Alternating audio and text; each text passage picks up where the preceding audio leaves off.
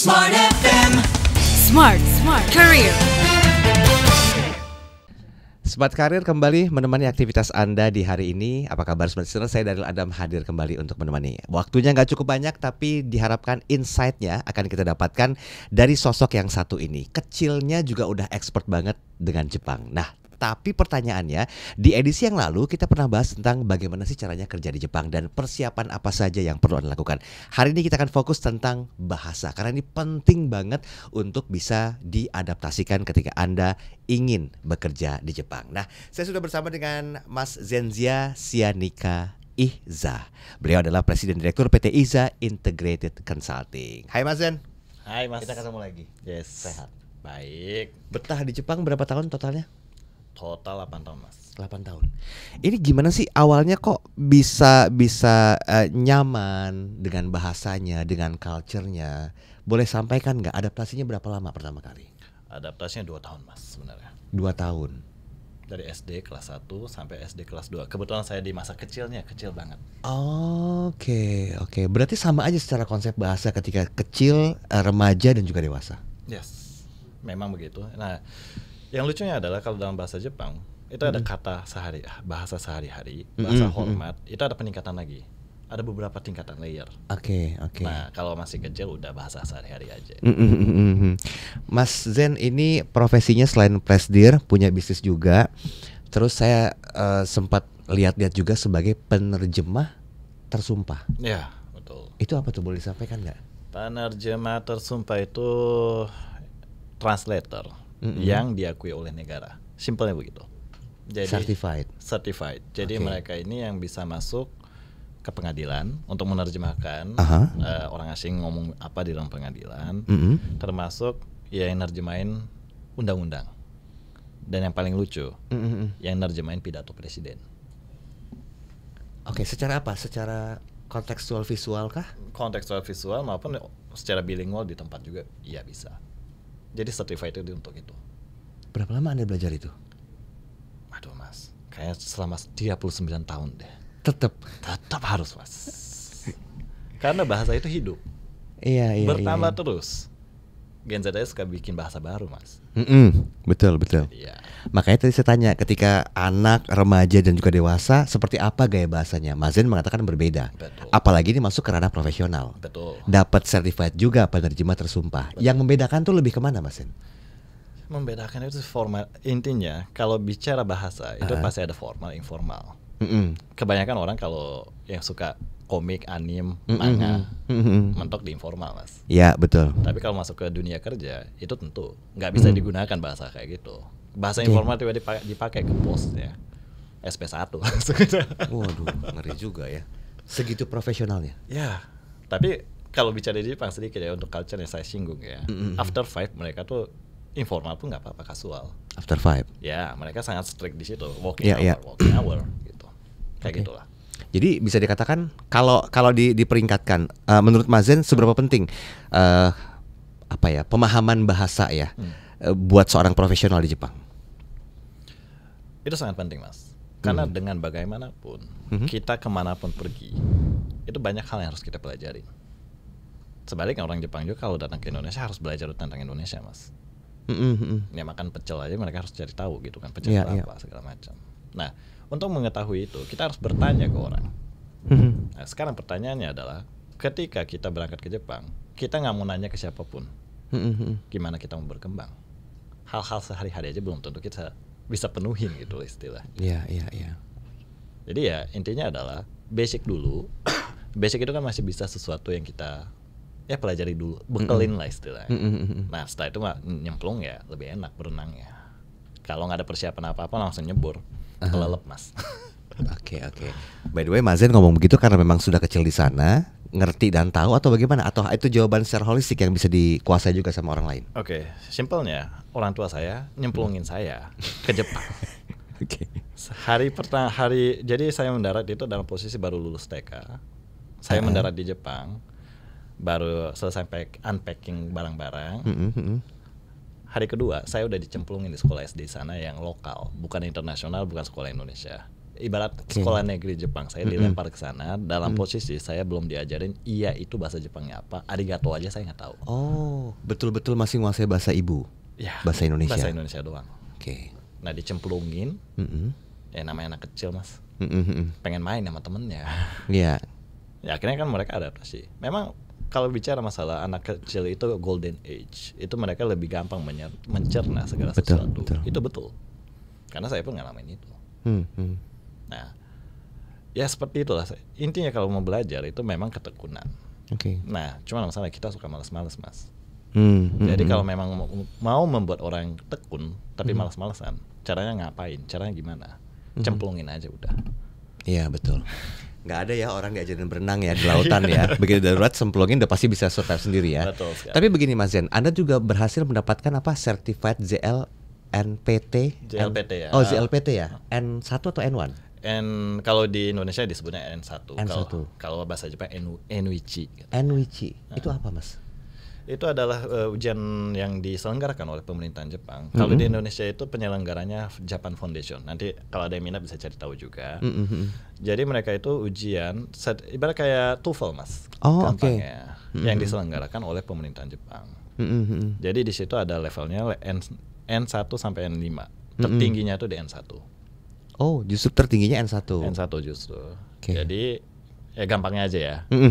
Itu ujiannya kalau N5 itu ujiannya itu pasti pakai huruf Romawi soalnya. Jawabnya juga boleh pakai huruf Romawi, tapi bahasa Jepang. Bahasa Jepang di Romawi kan ya tanya jawabnya seperti itu. Oke. Nah, lalu masuk ke N4, masuk ke tulisan hiragana. Hiragana ini adalah huruf paling basic yang dipelajari oleh anak-anak SD kelas 1 maupun TK. Nanti soalnya pakai bahasa tulisan hiragana ini. Oke. N3 nanti hiragana itu ada kawannya namanya katakana.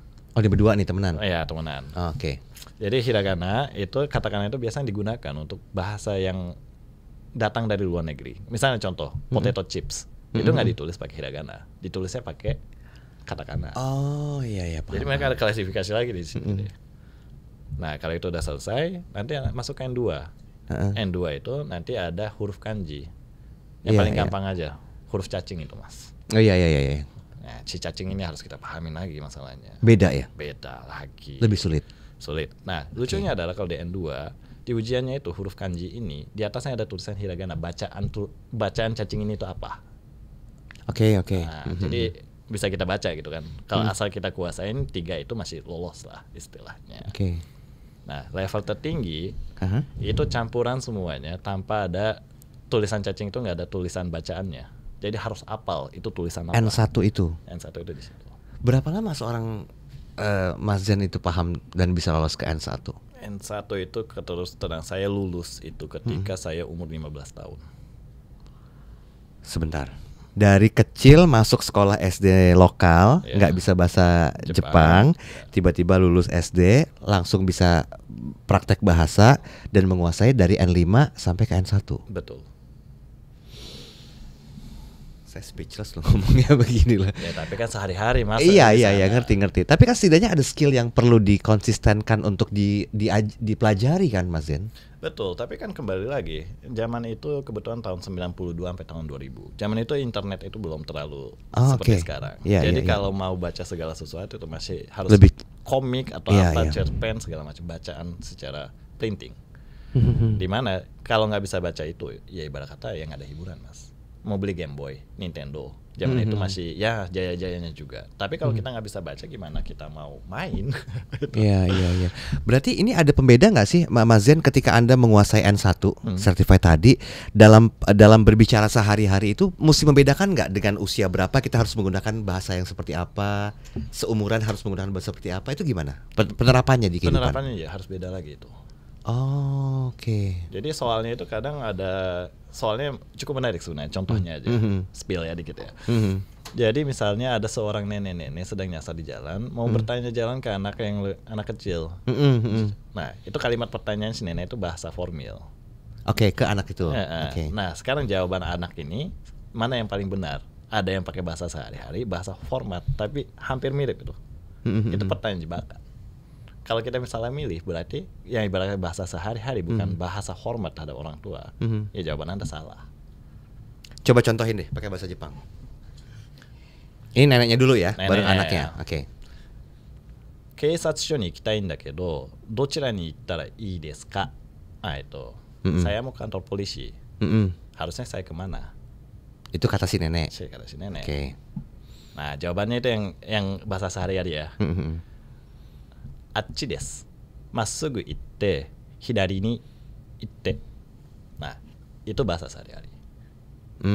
Oke. Kalau bahasa formatnya, formal, achira ni mukatte kudasai. Massugu itte kara migi ni magatte kudasai. Itu formal. Wow. Based on usia berarti? Ya, bergantung juga atasan atau bawahan juga sih, Mas. Oke. Walaupun kita ketemu di jalan. Ya. Itu yang agak sulit memang. Ya kalau kita cuma baca komik doang nggak bakal ketemu, itu jarang ketemu. Iya betul. Oke, berarti sebenarnya ya attitude-nya juga harus dijaga, betul. Skill kemampuan berbahasanya juga harus dijaga dan tahu bagaimana kita menyikapi orang di depan kita untuk mengeluarkan bahasa apa yang tepat ya. Betul. Oke, baik. Ada tips nggak untuk specialist yang mungkin ingin lebih detail memahami tentang bahasa Jepang? Kan kalau mungkin menyaksikan podcast ini kan, ya ampun mesti N5, N4, N3, N2, N1. Dimulai dari mana dulu sih sebetulnya kalau untuk bisa menuju ke suksesan seperti dirimu ini, Mas Zen? Saya memang udah sukses, Mas. N1 loh. Aduh. Itu kan parameter sukses berbahasa. Oh iya, iya kan? Amin. Ya. Oke, dalam hal itu kembali lagi, kalau kita mau sukses bukan apa-apa. Kalau bahasa itu kalau nggak digunakan, dan kalau kita nggak tekuni, langsung lupa, Mas. Yeah. Terus terang saya tahun 2000 saya udah kembali ke Indonesia, di mana lingkungan saya itu ada bahasa Indonesia. Saya diangkat sebagai penerjemah tersumpah itu tahun lalu, Mas. Ya ada 2 ujian sebenarnya. Dulunya udah pernah, tapi ada perubahan peraturan harus disumpah kembali, ujian lagi. Jadi setelah 24 tahun saya meninggalkan Jepang, saya masih bisa penerjemah tersumpah. Nah, kenapa? Kalau kita bicara bahasa itu nggak digunakan, ibarat 2 tahun 3 tahun udah mulai buyar. Kenapa saya masih bisa lolos selama 24 tahun? Ya karena saya tekun mempertahankan bahasa itu. Oke.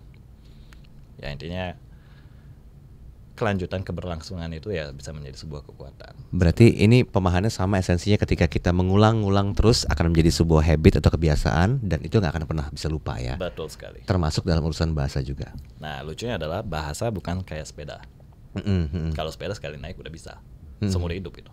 Bahasa bukan begitu. Karena akan terus berkembang. Yes, betul. Oke, baik. Etika, kemudian juga skill dan cara menghargai orang itu sangat-sangat diperlukan dalam sebuah kebudayaan, termasuk ketika Anda nanti berada di Jepang ya. Tadi kita sempat mensimulasikan sedikit kalau ada seorang nenek yang bertanya, itu ada beberapa versi jawaban yang mungkin bisa disampaikan tergantung bagaimana kita menghargai keberadaan orang yang bertanya itu. Semoga ini menjadi sebuah pemahaman sendiri atau insight yang disampaikan ketika nanti Anda amin mudah-mudahan bisa kerja di Jepang, ajak keluarga Anda jalan-jalan ke sana dan tahu dengan siapa Anda berhadapan sehingga Anda tahu bagaimana Anda dihargai dan menghargai orang lain. Saya Daryl Adam, sampai jumpa. Smart FM. Smart Career. Make your future better.